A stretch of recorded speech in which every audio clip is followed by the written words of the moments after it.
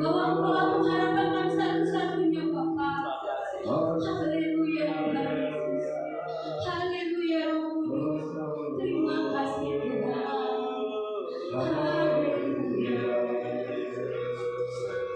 Tuhan, Kaulah pengharapanku. Ku percaya hanya kepadamu. Yesus, Allah perlindunganku. Engkau rasaku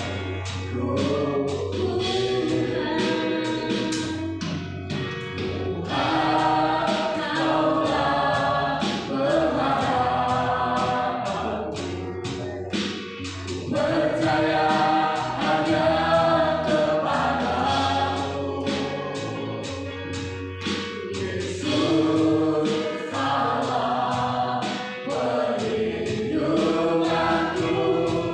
Engkau rasaku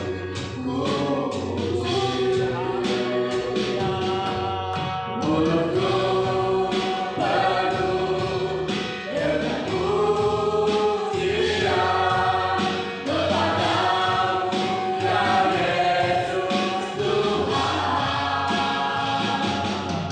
Sepanjang hari ku berpengharapan kepadamu ya mulutku penuh dengan pujian kepadamu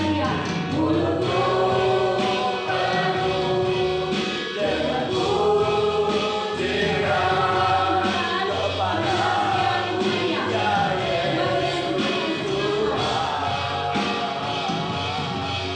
Sepanjang hari ku berpengharapan kepadamu ya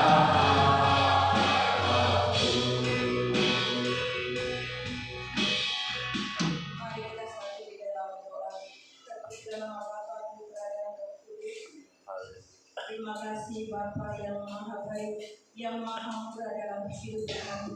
Terima kasih atas pertolongan-Mu di dalam kehidupan kami, terlebih sepanjang minggu ini. Saat ini Tuhan kami ada di sini bukan karena kuat gagah kami, semua karena pertolongan kemurahan Tuhan mengantarkan kami dari tempat kami masing-masing hingga tiba dengan selamat di tempat ini. Tidak lain tidak bukan ya Tuhan, hanya untuk memuji memuliakan nama Tuhan. Kami hanya mau bersyukur Tuhan atas kebaikan Tuhan dalam hidup kami. Terima kasih Tuhan, meskipun dalam perjalanan kami masing-masing jauh Tuhan, melewati banyak rintangan Tuhan, tetapi Tuhan selalu menolong kami. Terima kasih Tuhan, terima kasih Tuhan. Dan pada saat ini Tuhan, jika saudara-saudari kami Tuhan ada yang tidak ada bersama kami di tempat ini, oleh karena berbagai persoalan Tuhan, pergumulan Tuhan, mungkin karena mereka sibuk dengan pekerjaan mereka Tuhan, mungkin karena sakit penyakit Tuhan, Tuhan Engkau yang berkuasa. Pilih hati mereka masing-masing kita, agar mereka menyadari Tuhan bahwa Tuhan kami selayaknya, sepantasnya mengucap syukur atas kehidupan yang Tuhan berikan kepada kami sepanjang 6 hari Tuhan. Hanya 1 hari Tuhan kami mau bersekutu bersama untuk memuji memuliakan nama Tuhan di tempat ini Tuhan. Terima kasih Tuhan atas pertolongan-Mu. Sekarang kami menyerahkan semuanya Tuhan, hidup kami yang ada saat ini Tuhan, semua yang ikut ambil bagian Tuhan di dalam pelayanan saat ini Tuhan, baik dari WL Tuhan, sing, pemain musik Tuhan, bahkan hamba-Mu yang akan membentangkan kebenaran firman untuk kami Tuhan. Engkau pilih Tuhan dari tempat yang maha kudus Tuhan, agar apa yang kami dapatkan hari ini Tuhan boleh membawa perubahan dalam hidup kami, untuk semakin mengenal pribadi-Mu ya Tuhan di dalam kehidupan kami. Kami serahkan ibadah ini Tuhan dari awal hingga berakhirnya. Hanya di dalam nama Tuhan Yesus kita katakan amin. Amin. Dan silakan duduk. Saya mau sapa. Selamat pagi semuanya. Shalom. Apa kabarnya saudara? Luar biasa. Haleluya. Selamat datang buat Bapak Andi Junjung, Ibu Bella Yuliantika, Saudara Yakub Semamora. Selamat datang semua pada pagi hari ini. Selamat berkumpul dan selamat beribadah di tempat ini. Kita semua adalah satu tujuan bersama-sama ini memuji nama Tuhan. Haleluya. Kita angkat pujian kita bagi Tuhan. Anak Allah Yesus namanya.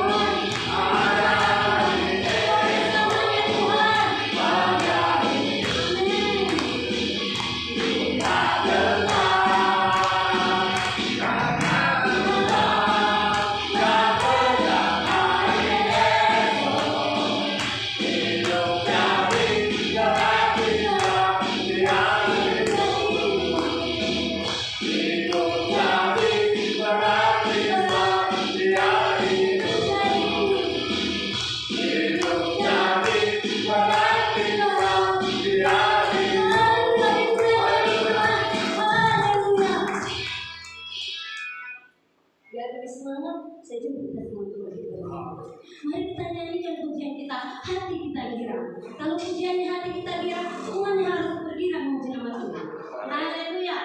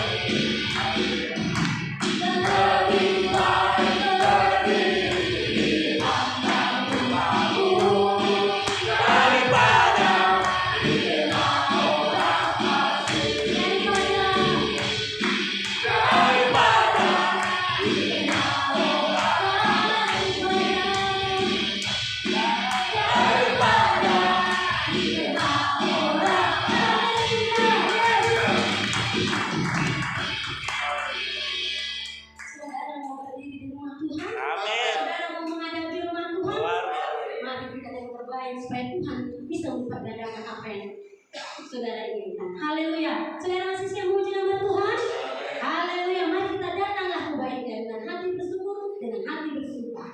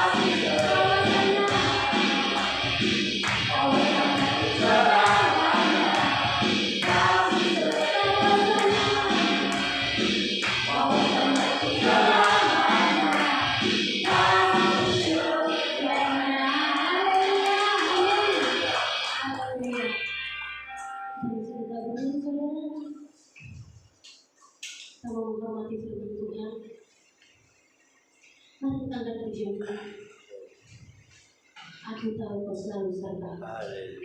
Haleluya.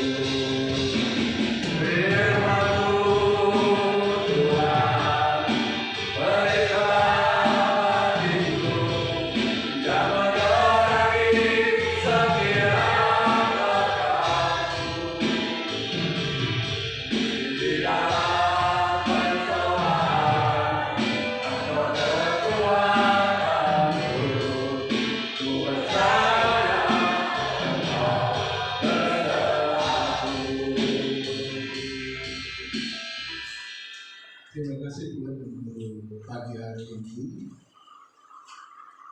Ini iman kami bahwa Engkau selalu beserta dengan kami.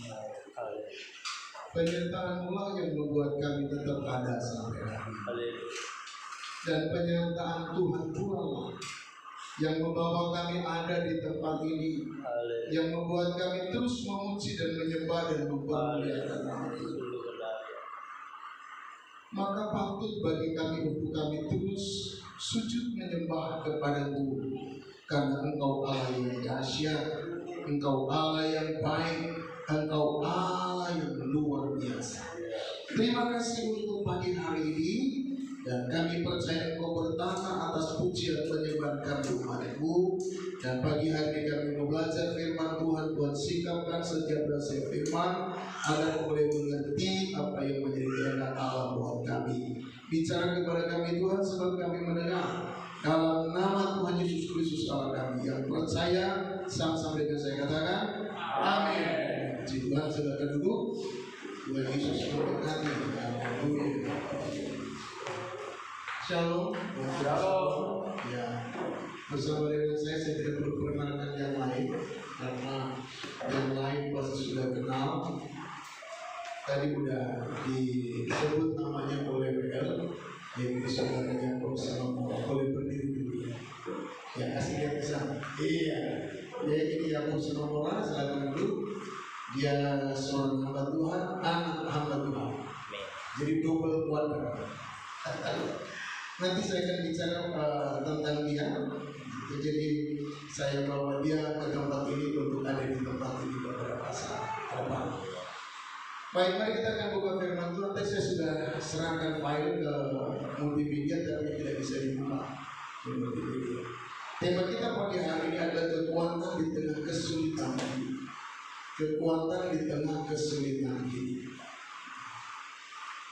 Hampir sama tema yang disampaikan oleh BPP, karena memang hari-hari ini ada banyak hal yang membuat anak-anak Tuhan itu mesti berjuang banyak. 2 Korintus pasal yang ke-12 ayat 7 sampai dengan 11. 2 Korintus 12 ayat 7 sampai 10 sampai 10. Saya mau bacakan buat Bapak Ibu sekalian. Bapak Ibu boleh perhatikan ini. Demikian bunyi firman Tuhan. Dan supaya aku jangan meninggikan diri karena pernyataan-pernyataan yang luar biasa itu, maka aku diberi suatu duri di dalam dagingku, yaitu seorang utusan iblis untuk menggosok aku, supaya aku jangan meninggikan diri. Tentang hal itu aku sudah 3 kali berseru kepada Tuhan supaya utusan iblis itu mundur daripadaku. Tetapi jawab Tuhan kepadaku, cukuplah kasih karuniaku bagimu, sebab justru dalam kelemahanlah kuasaku menjadi sempurna. Sebab itu terlebih suka aku bermegah atas kelemahanku, supaya kuasa Kristus turun menaungi aku. Ayat yang ke-10. Karena itu aku senang dan rela di dalam kelemahan, di dalam siksaan, di dalam kesukaran, di dalam penganiayaan dan kesesakan oleh karena Kristus. Sebab jika aku lemah, maka aku kuat. Amin. Di luar nalar ya, sebetulnya di luar ekspektasi kita semua, Rasul Paulus mengatakan dalam ayat yang ke-10, karena itu aku senang dan rela. Jadi dia bukan hanya senang, tapi dia rela dalam kelemahan, di dalam siksaan, di dalam kesukaran, di dalam penganiayaan, di dalam kesesakan oleh karena Kristus. Orang itu tidak suka pada posisi yang gak nyaman. Orang lebih suka di posisi yang nyaman gitu. Ya. Atau mungkin katakan begini, orang gak suka ruangan yang begitu panas, atau juga gak suka yang ruangan begitu dingin. Karena sebentar tipis kan dingin kan. Kalau ruangannya panas keringat terus, jadi nggak suka. Jadi enak apa? Yang sedang. Panas enggak, dingin enggak. Tetapi Tuhan nggak suka yang sedang-sedang, saudara. Tuhan ingin kalau kita panas banget gitu. Kalau dingin banget gitu yang maunya Tuhan. Tetapi lepas dari itu, ini Rasul Paulus sesuatu yang aneh menurut kacamata banyak orang lah ya. Karena dia lebih suka ada dalam kelemahan, dia lebih suka dalam siksaan karena Kristus, dia lebih suka dalam penderitaan karena Kristus. Percaya atau tidak bahwa hari-hari ini adalah hari-hari di mana terjadinya peperangan rohani, mulai dari hal-hal yang kecil Bapak Ibu sampai kepada hal-hal yang besar. Ya, hari Selasa kemarin itu saya antar istri saya berobat ke dokter, dan setelah berobat dari dokter, kelemahan kakinya nggak bisa digerakkan. Jadi jam 9:30 keponakan saya itu ketuk pintu kamar. Dia cerita bahwa Yakub itu dia habis berdoa untuk anak-anak di panti, dan ketika dia perlu di anak orang tua dan anak-anak panti itu muncul seorang nenek di wajahnya. Itu doanya di ruang makan.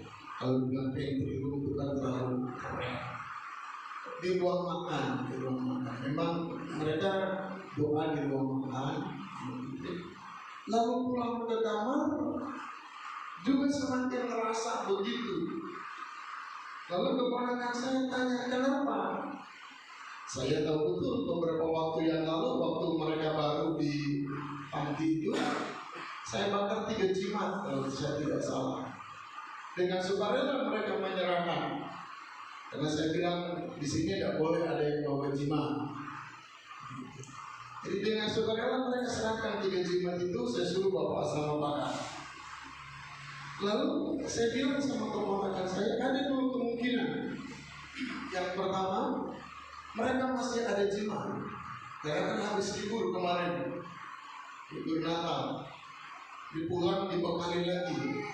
Kalau kita pulang, anak kita pergi pulang kuliah, itu bukan jimat, tapi duit. Mereka tidak hanya duit, tapi juga jimat. Ada kemungkinan itu, saya bilang. Kemungkinan yang kedua adalah mereka diserahkan oleh orang tua kepada roh nenek moyang, tapi mereka tidak ngerti karena mereka masih kecil. Orang kaya kan begitu. Orang kaya biasanya dia serahkan anaknya kepada roh nenek moyang waktu dia kecil. Jadi dia nggak sadar, dia nggak tahu. Jadi kemungkinan itu. Coba ceritanya ternyata masih bawa lagi itu jimat. Masih bawa jimat. Dan akhirnya 3 kemarin ada 5. Naik kelas dari 3 sampai 5. Malam itu dibakar juga oleh Yakub sama Bapak Aslan. Jadi jangan coba-coba nanti siapa ada jimat dibakar oleh Yakub. Jadi bakar lagi sudah. Lalu akhirnya kita mau melayani mereka karena waktu dan sebagainya. Akhirnya hari Kamis kita layani mereka, kita doakan mereka. Saya tanya mereka, fungsinya untuk apa? Ada yang tidak tahu fungsinya apa. Pokoknya dikasih bawa aja. Saya bilang ya tidak salah. Maksud mereka itu baik, ya toh? Nenek, orang tua itu maksudnya baik. Tapi baik menurut dia, tidak baik menurut kita, kan begitu. Baiknya maksudnya apa? Supaya cucunya, anaknya terpelihara, ada yang jaga. Maka tadi orang Dayak ini sahabatnya bukan hanya manusia. Kalau buat kita orang Kristen, roh jahat pun sahabat buat mereka. Ada banyak sahabat mereka orang Dayak ini, baik yang terlihat maupun yang tidak terlihat. Begitu. Jadi akhirnya kita layani mereka karena mereka semua tidak tahu. Karena dikasih katanya, ya dibawa aja. Lalu saya bilang begini, nanti kalau kalian pulang, lalu dibekali lagi, bilang, Nek, kami nggak boleh bawa yang begitu, karena nanti pasti ketahuan dan kami dimarahin. Jadi daripada kami dimarahin, lebih bagus nggak usah. Saya bilang begitu. Saya lupa ngomong kemarin, lebih bagus nenek kasih saya duit dan gitu, bekalnya supaya beli pentol.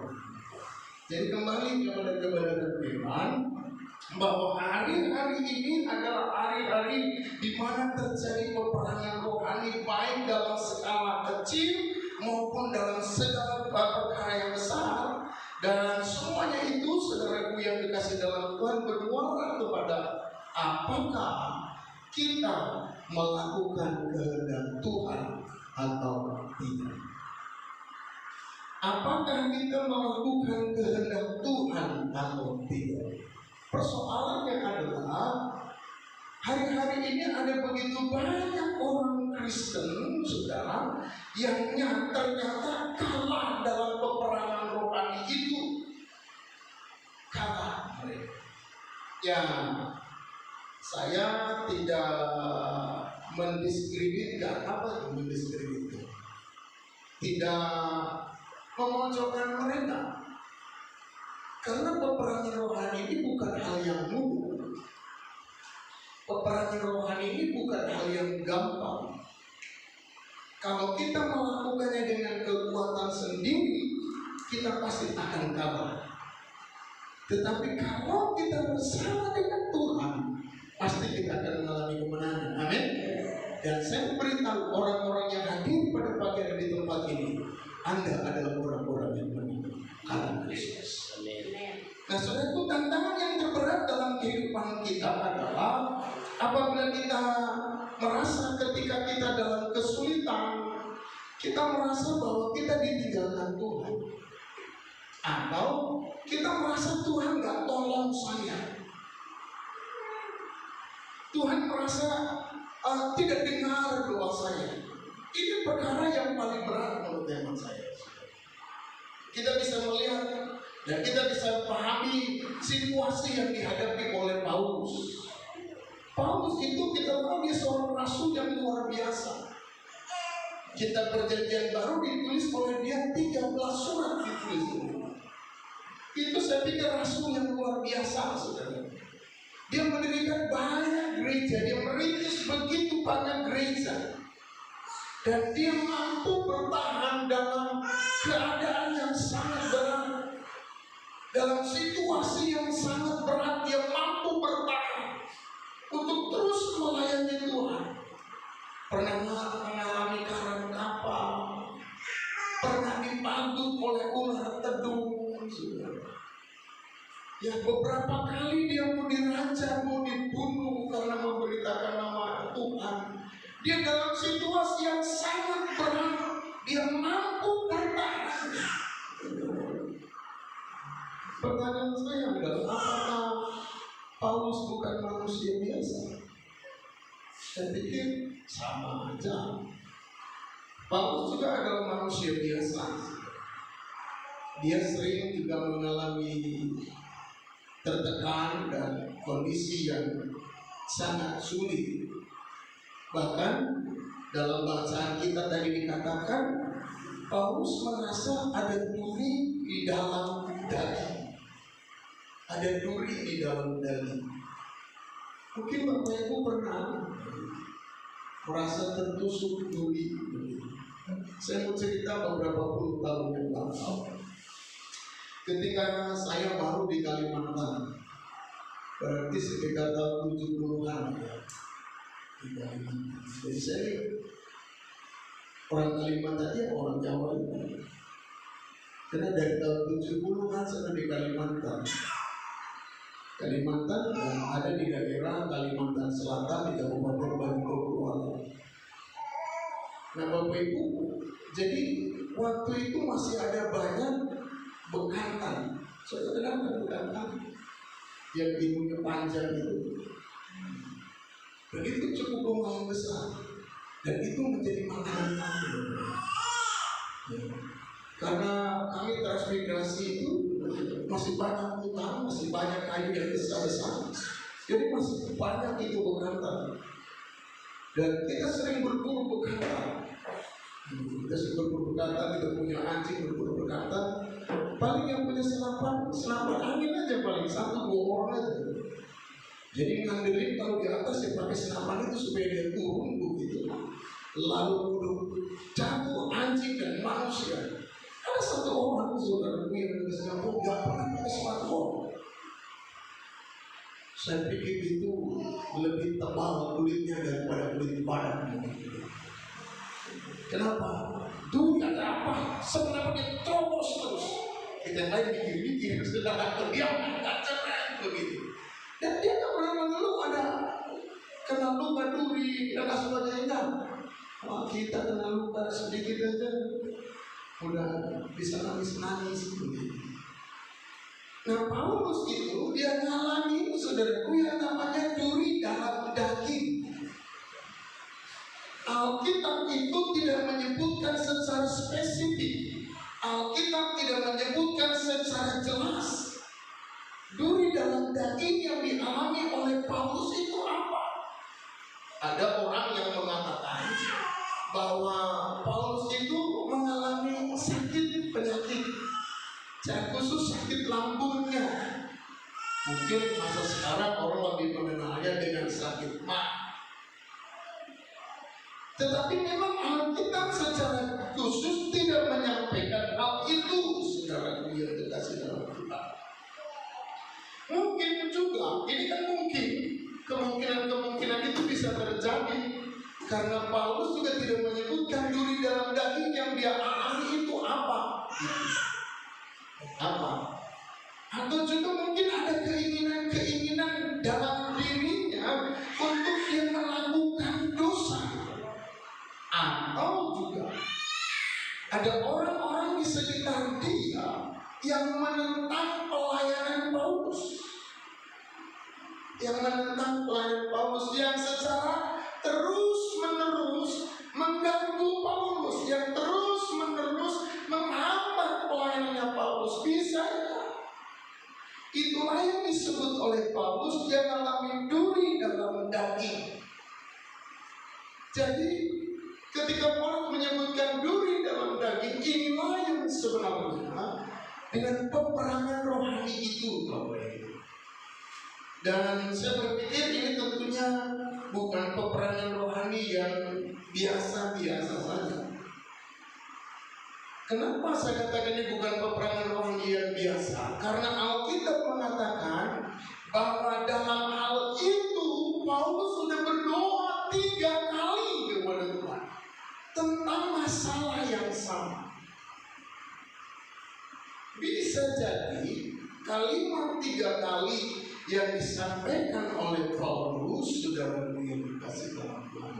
Ayat yang ke-8, dia berkata begini, tentang hal itu, artinya tentang duri dalam daging yang dikatakan dalam kitab ayat yang ke-7, aku sudah 3 kali berseru kepada Tuhan supaya utusan iblis itu mundur daripada rasul, saudara. Ya, kalau syukur Budiono doa nggak dijawab oleh Tuhan, wajar dia.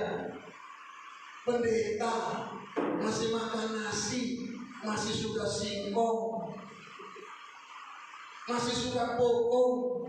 Nah kalau Paulus dia kan rasul Tuhan yang luar biasa. Ular tedung takut dia pun nggak apa-apa. Dia orang yang hebat, dia orang yang luar biasa. Berdoa 3 kali kepada Tuhan tentang pokok yang sama, Tuhan gak jawab. Kalimat 3 kali ini juga bisa juga sebuah kebiasaan. bahwa Paulus sudah berdoa berulang kali. Bapak Ibu pernah nggak doa kepada Tuhan udah berulang-ulang kali nggak dijawab Tuhan?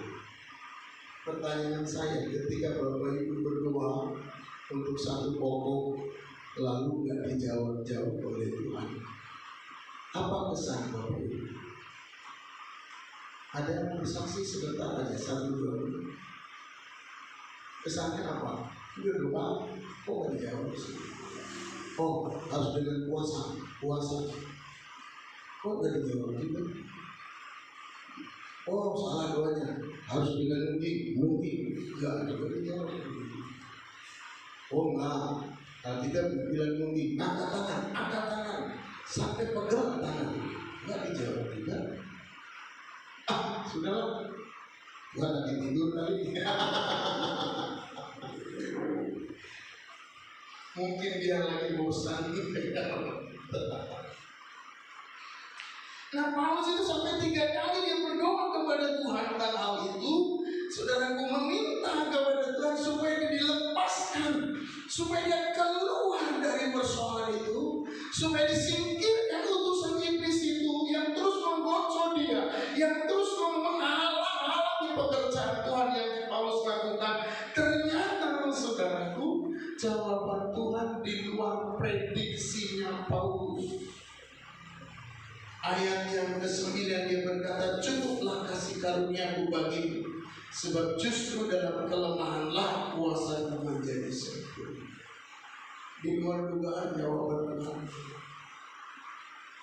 Sudah pernah berdoa kepada Tuhan minta pisang goreng dikasih singkong goreng? Bahasanya begitu maksudnya. Saya yakin gak pernah sudah berdoa, Tuhan tolong pisang goreng. Lalu datang singkong goreng. Gak mungkin. Saya percaya saudara sudah muak dengan pisang goreng. Hari-hari makan pisang goreng, gak mungkin. Artinya saudara berdoa minta sesuatu. Mungkin Tuhan tolong kasih saya jabatan, naik jabatan. Justru malah dikeluarkan dari perusahaan.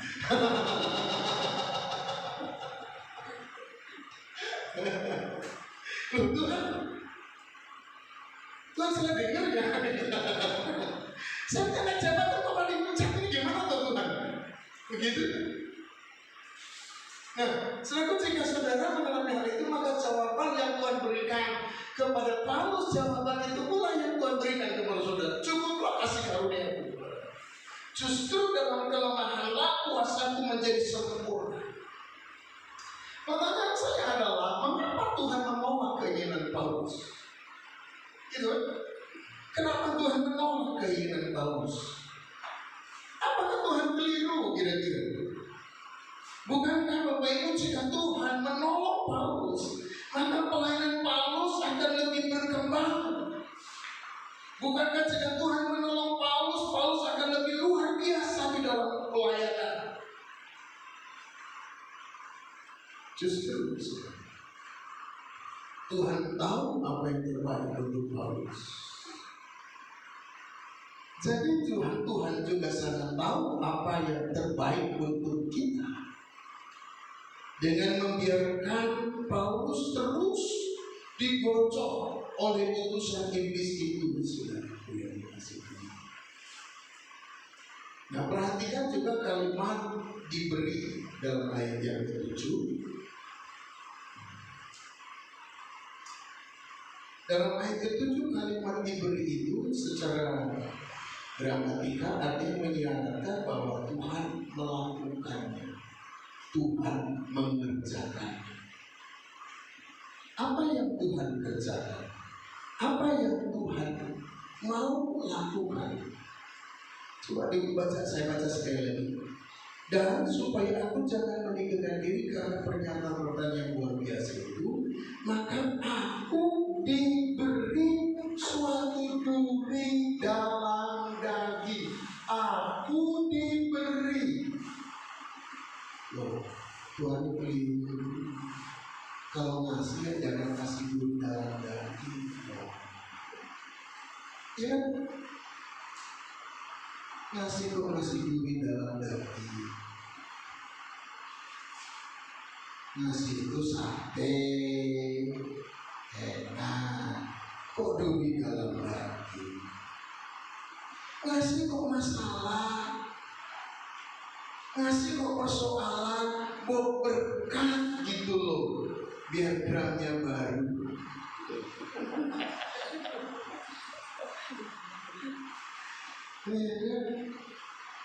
Kasih kok duri dalam daging, kasih kok masalah.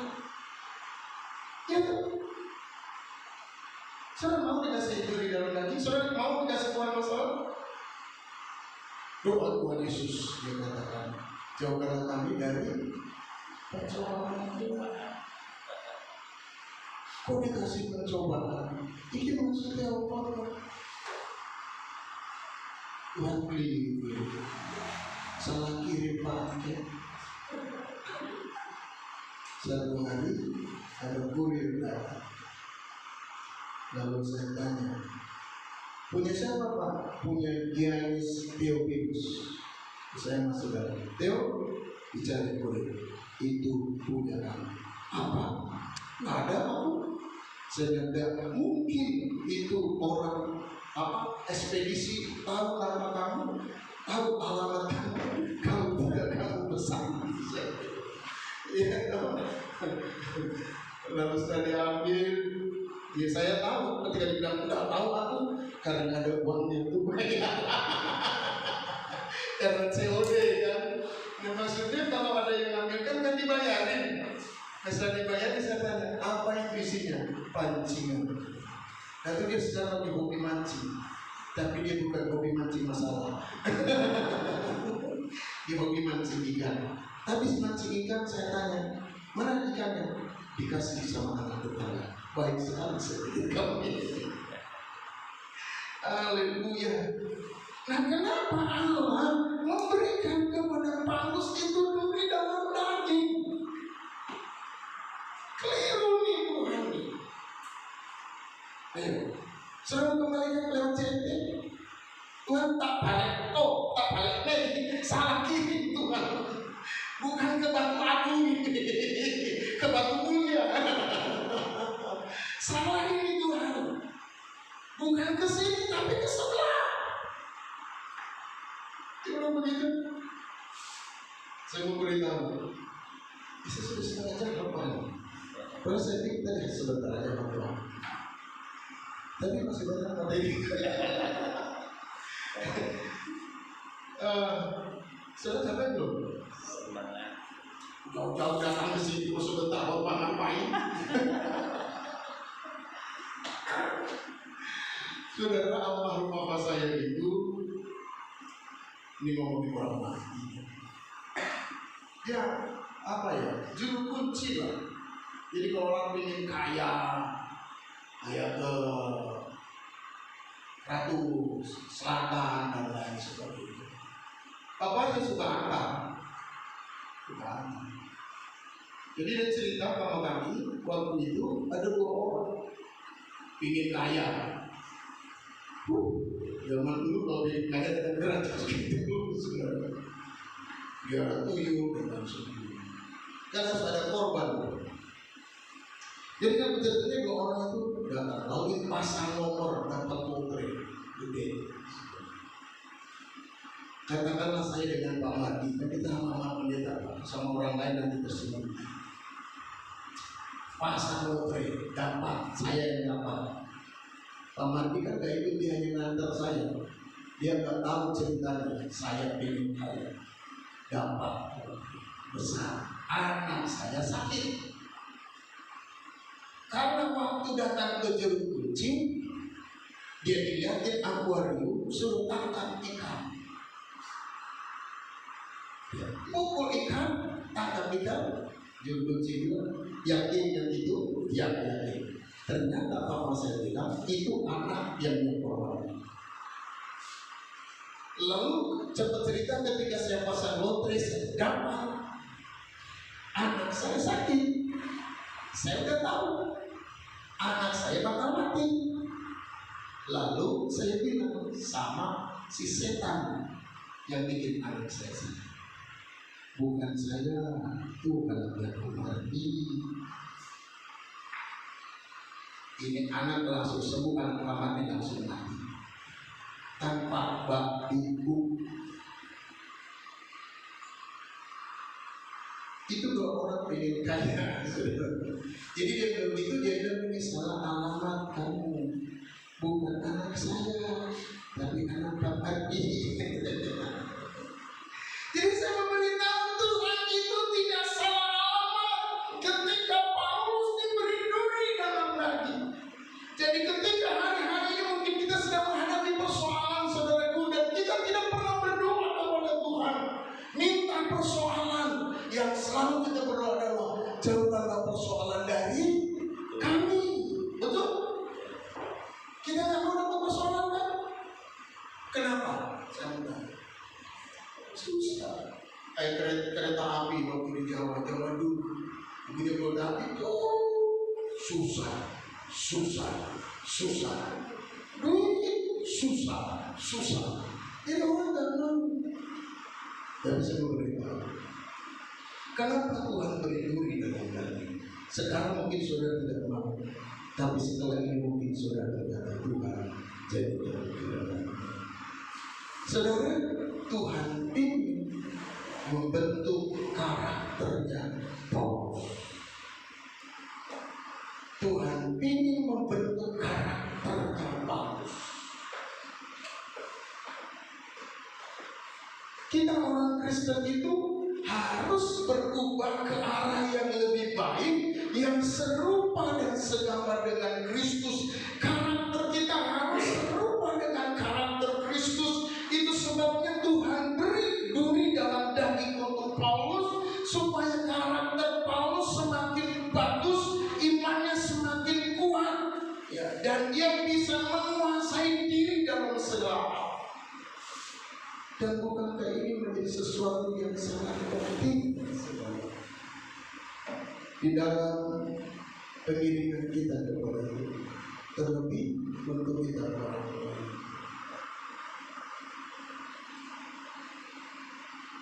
Ya, bulan kemarin pengerja saya berantem. Dan saya sangat sayangkan sekali. Kenapa? Karena kesalahpahaman. Lalu orang yang salah paham itu datangin dia di pastori. Karena dia merasa dirinya tidak salah. Tapi akhirnya berantem dan panjang. Jadi saya bisa ceritakan panjang-panjang yang nanti kelamaan. Dia cukup sebagai yang penting-penting saja. Lalu saya tarik dia keluar dari sana. Dia nggak terima ketika saya tarik. Dia bilang, Bapak tidak bijak. Tiga anak berani itu kan maksudnya. Udah mau coba Bapak cek profil Bapak benar apa enggak. Ketika habis berantem, saya tarik dia bilang, Bapak tidak bijak kalau Bapak tak bisa. Karena Bapak dengar dari sepihak. Saya bilang, saya tidak dengar dari kamu. Saya tidak dengar dari dia. Saya dengar dari orang-orang yang saya percaya. Orang-orang yang netral, orang-orang yang tidak terlibat dalam perkelahian. Ya, kan kalau saya tanya dari orang-orang yang berkelahi, ya jelas mereka mengatakan saya benar. Yang saya bilang saya benar. Saya cari tahu dari orang-orang yang tidak terlibat di dalam. Saya pikir saya tarik dia sampai di samping, saya bilang satu hal yang salah. Secara hukum, kalau orang datang nyerang ke rumah kita, bahasanya berantem lalu kamu bunuh dia, kamu bisa menang di pengadilan. Kalau kamu pintar bicara, kenapa? Kamu bisa katakan saya diserang, saya membela diri. Secara hukum kamu bisa benar. Tetapi bukan soal benar atau salah, respon kita. Kamu itu hamba Tuhan, dan berantemnya itu di pastori. Muteke entin raiku. bikin malu saya. Semestinya orang marah seperti apapun ketika kamu bilang, Bang, saya bilang, saya salah. Bang, saya minta maaf, saya salah. Orang yang marah gak jadi marah. Bang udah minta maaf kok. Kalaupun dia duduk gak masalah, jangan balas, saya minta maaf. Hamba Tuhan, bukan hamba hantu. Ini dulu hamba hantu. Sekarang udah jadi hamba hantu. Oh, saya dulu jangan coba diganti orang lain. Ada terganti di pura-pura diganti orang. Mencari gara-gara. Saya tahu. Itu jadi karakter kita harus terbentuk, dan itu Tuhan izinkan untuk membentuk karakter kita seperti Kristus. Sebetulnya dia belum lulus kalau begitu. Kalau di ujian dari Tuhan belum lulus. Jangan berharap dapat nilai A, B juga nggak bisa. Nah, ada 3 hal saya akan selesaikan dalam 15 menit. Ada 3 hal pelajaran penting bagi kita dari kitab 2 Korintus pasal yang ke-12 ayat 7 sampai 10. Yang pertama, kesulitan hidup itu adalah wajar. Amin. Amin. Kesulitan hidup itu wajar. Jadi jangan mengeluh, jangan berputus asa. Paulus itu mengalaminya. Bahkan sepertiga kitab Mazmur, kalau Bapak Ibu baca, itu isinya ratapan. Tahu ratapan? Meratap, menangis, mengeluh. Bahkan Tuhan Yesus sendiri yang sudah mengalami kehidupan yang penderitaan yang luar biasa. Sampai dia berkata, serigala punya liang, burung punya sarang, tapi anak manusia tidak punya tempat untuk membaringkan kepalanya. Dia disiksa seperti orang berdosa. Dia mati di salib. Jadi penderitaan itu biasa. Hanya pesan saya, jangan goyah. Ya, ketika kita menghadapi penderitaan, ketika kita menghadapi kesulitan hidup. Maaf, saya tidak sedang mengajarkan teologi penderitaan, karena di GBI ini harus balance. Teologi GBI tidak mengajarkan teologi kemakmuran, tidak pakai teologi kemakmuran.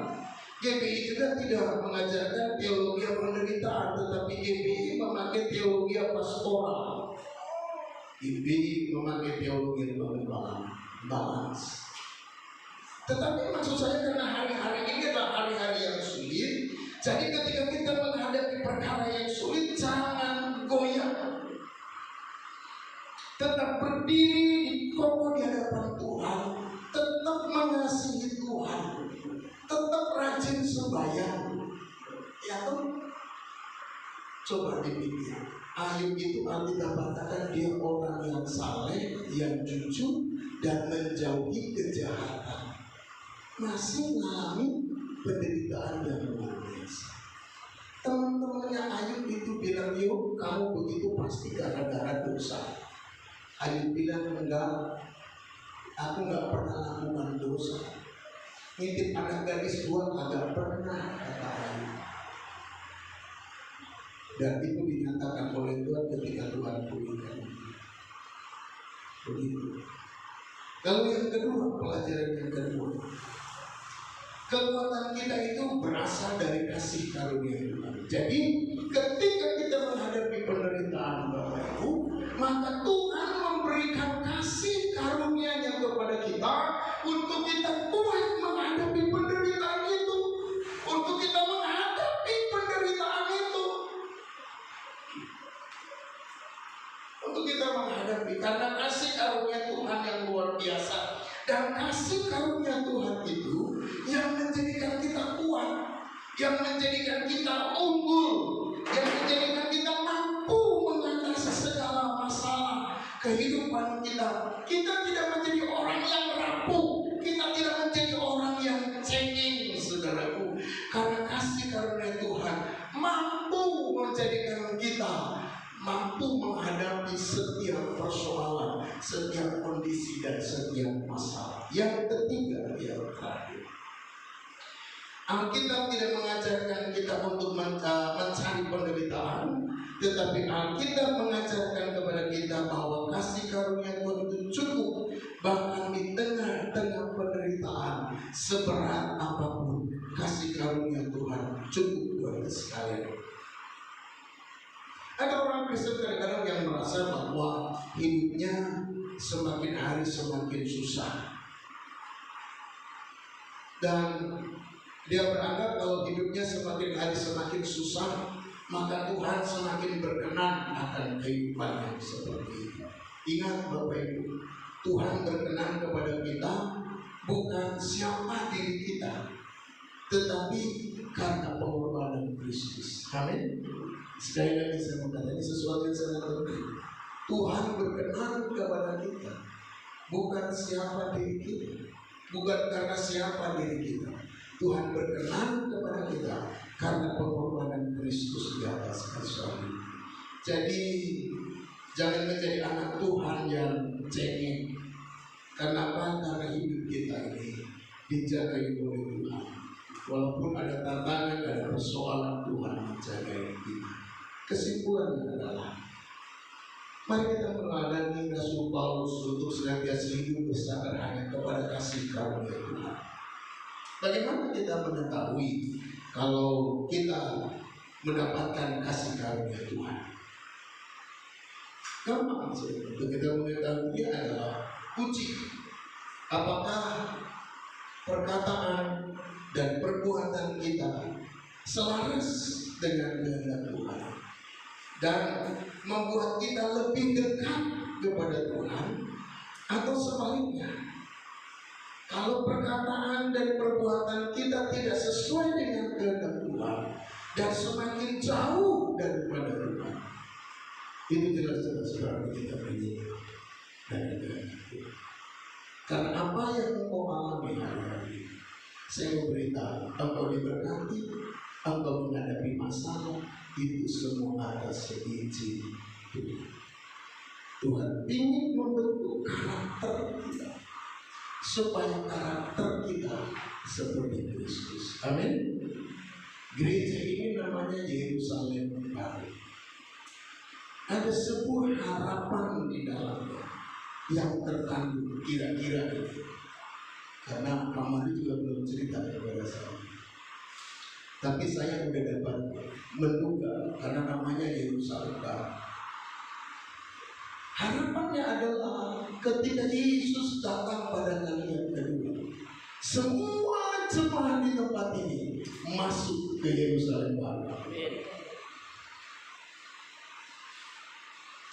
Itu harapan perintis dan pendiri dan harapan kita semua.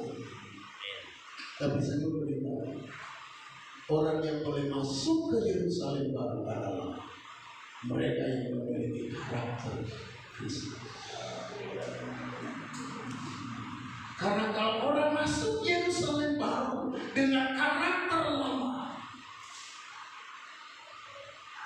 saudara, nggak akan masuk, pintunya secara otomatis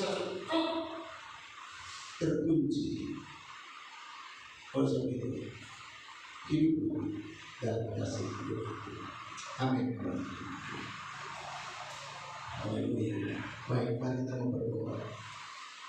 Bapak surga, terima kasih untuk firman Tuhan pada pagi menjelang siang hari ini yang mengajar kepada setiap kami untuk kami hidup dalam kasih karunia Tuhan. Karena segala sesuatu yang terjadi dalam hidup kami itu semua diizinkan Tuhan bagi kami untuk membentuk karakter kami agar kami memiliki karakter seperti Kristus. Terima kasih Bapak yang baik. Terima kasih untuk anugerah-Mu. Hamba-Mu sudah berhenti berbicara, tapi biarlah Roh Kudus terus berbicara kepada kami sekalian. Dimanapun kami berada, biarlah kasih karunia Tuhan semakin nyata dalam hidup kami. Kami bersyukur untuk firman di dalam nama Tuhan Yesus Kristus. Amin.